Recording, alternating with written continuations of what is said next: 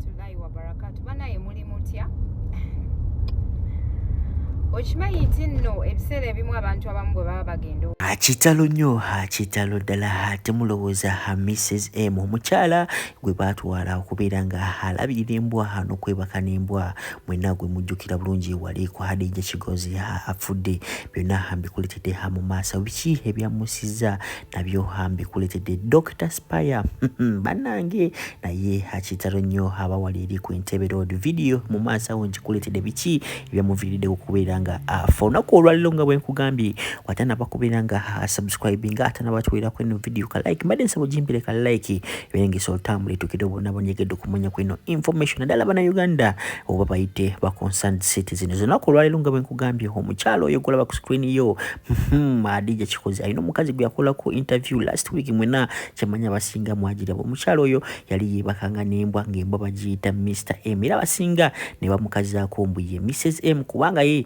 mbu yali anyumirirwa nnyo embwa kyeyakolanga ki embwa kyeyamukolanga era naye bannange bana Uganda simanyi gye tulaga naye bannange tumusabire era omwoyo gwe gubeere nga gukola ki gubeere nga guwumula mu mirembe ate ono mukyala kigambye okubeera nga mbu yali predicting nti byeddala nti agenda kubeera nga afa okusinziira ku information Hadija gyakoze ki gyafulumiza sokola abe vidiyo eno omala tubulire mu comment section olowooza bamusebusi lwakwatula eŋŋambo oba ebyeddala yafudde ki obulwadde. Assalamu alaikum warahmatullahi wabarakatuh. Banaye muli mutya?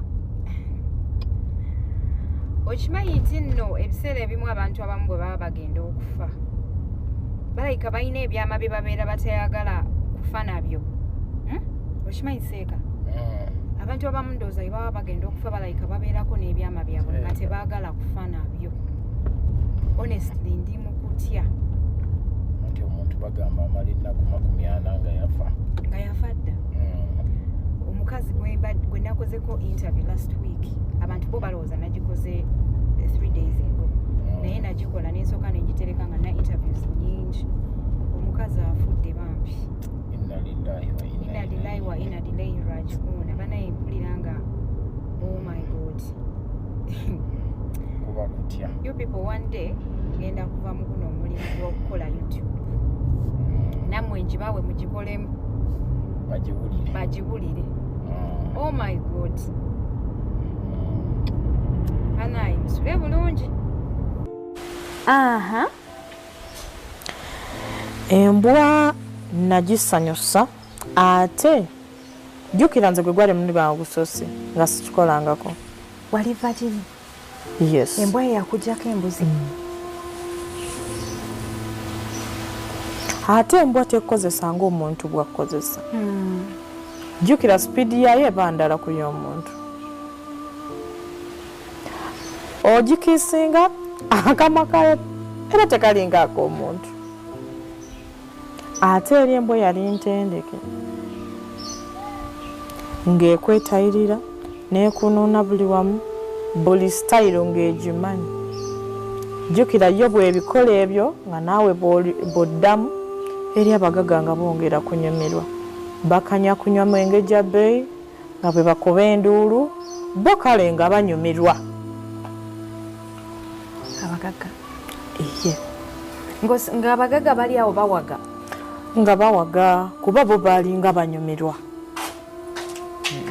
Embwa buli lwe yagambanga nti buli lwe yakukyusanga kuba gikaza tezoogera naye ekukyusa ng'era omusajja bwe yandikukyusizza. Nze mu ntandikwa nasooka n'embeera kale ku mulundi ogwasooka ekituufu nalumwa ng'omuntu ng'era omukazi. Ne tubeera nga tukikola enfunda kati bwe waayitawo ebbanga nze bye nali ndaba nga ate tebirina makulu nange ng'omuntu natandika okunyumirwa. Embwa? Iye nnyabo kuba yatukanga entegeera nga nange ngitegeera. Nga bwe batendi kumpi mpulira obuzibu ng'era bw'ebanga eri nga mpulira njagala embeere ku lusegere. Kuba natukanga ekiseera nga njagala ne bwe kuba kujenaaliza njenaalize kuba yali yeefuuza omusajja wange. First time nga otuukibwa kwa nkita ekizibu mami oba katomanyi nti wafuna ekizibu first time ng'ekizibu bwe kityo kikutuuseeko. Ebyo nno nga tubitadde ku mabbali ebya Dr Spire byongedde ddala okubeera nga bitiisa Abannayuganda abalwadde be ab'oku ddwaliro wali ku Henry Hospital mwenna gye mumanyi obulungi esyasinze okubeera nga ediagonizinga abakazi ab'olubuto oba abakazi abalina zi fibroids. Omusajja ono kigambibwa okubeera nga waliwo abali emabega w'okufa kwe. Lwaki mba mbyogerera soka owulirize Dr oba Teacher Lumbuye ng'abyogerako tumale tukomewo n'ebirala gwatana subscribing Usimu. Dr Spire Sentongo tebakulya sente wadde okulya ekinusu kyo era temunoonyereza nnyo. Omwami ono yabadde addukanya eddwaliro era nga musawo mulungi nnyo ng'alina bakasitoma bangi. Wabula omwami ono abadde azimbye eddwaliro lye ebunnamwaya mu nfuufu oba zana mu nfuufu gye mmanyi obulungi ng'azimbye eddwaliro lye ng'amaze n'okuliggala lyabadde agenda otandikawo nga ye. Jjukira eri abadde ng'omukulu w'ennyanyiri ddwaliro kati abadde anaatera okumaliza eddwaliro lye atandike bizinensi eyiri pasono. Wattu n'awambibwa, yawambibwa jjo ku Lwomukaaga n'abuzibwawo, bagenze omuzula akawungeezi mu bitundu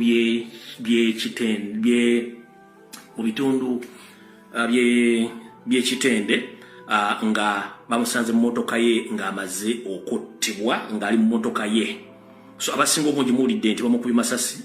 No, bamuwambi buwambi era bamusanze mu mmotoka ye nga bamuttiddemu. So ebisinga obungi mujja bifuna mu information eneebezeeko n'enjala bategeeza ekituufu kiri nti bwe mba munoonyereza nga mukola investigations oyo dokita abadde anaatera okuvaawo akola eddwaliro erirye. Bamuwambye dokita nattibwa. Mumpulya bulungi, dokita nattibwa. Mumpulya bulungi. Eddwaliro eryo abaagala odditegeera mbawone profile y'omugenzi. Eddwaliro baliyita Enrob Hospital. Eddwaliro baliyita Enrob Hospital lyerino wano.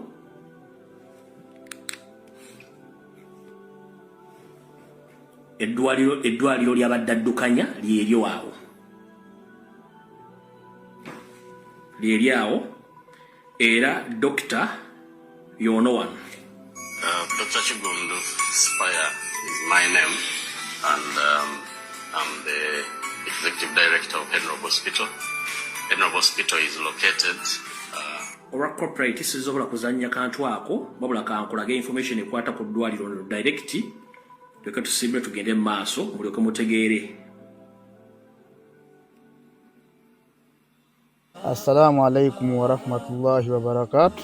Amanya n'eddoboozi Aji Abudu omusomi w'edduwa. Nkola ku nsonga ez'enjawulo, emirimu nga gikutataganyeko, ebyenfuna byo nga bidobonkanye, ne oba oli bweru wa ggwanga emirimu gyakucankalanako.